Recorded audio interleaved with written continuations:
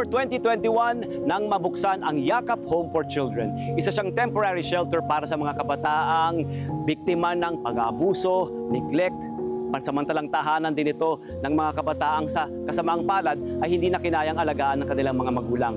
Layunin ng Yakap Home for Children na matulungang sila'y lumaking maayos at makabangon. Kukumustahin natin sila.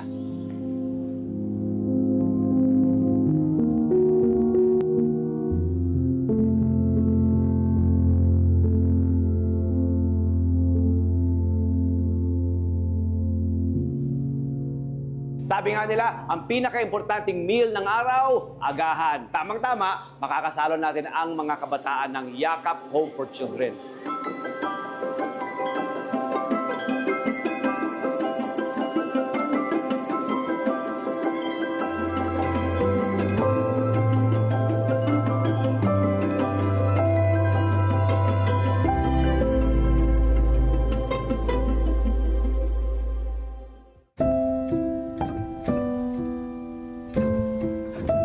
Napakain po kami ng maayos, inaalagaan po kami ng mabuti, minamahal po nila kami.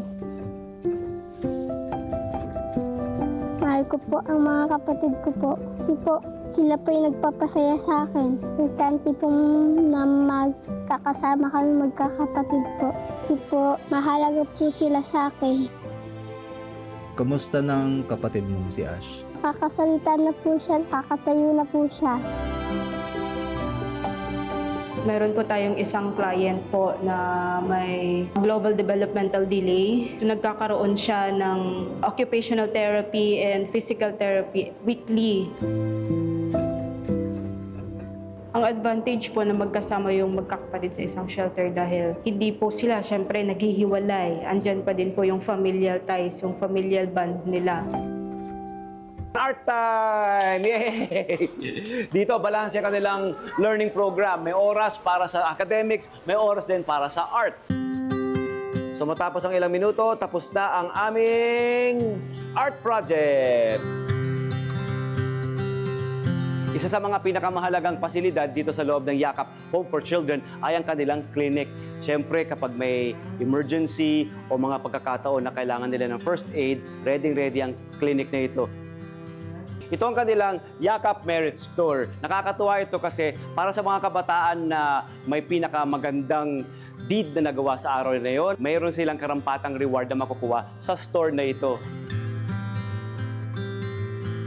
Ang DSWD po kasi, mandated sila na i-accredit lahat ng child caring agency na licensed and registered. Ibig sabihin po, dapat nasusunod ng child caring agency ang minimum standards, lalong-lalo na sa child protection policy. Kapatid na Eduardo V. Manalo. Maraming salamat po sapagkat may ganito pong pasilidad para sa mga batang kailangan po ng alaga. Dahil po sa inyo, natulungan po yung mga batang na-abuso, na-abandon na.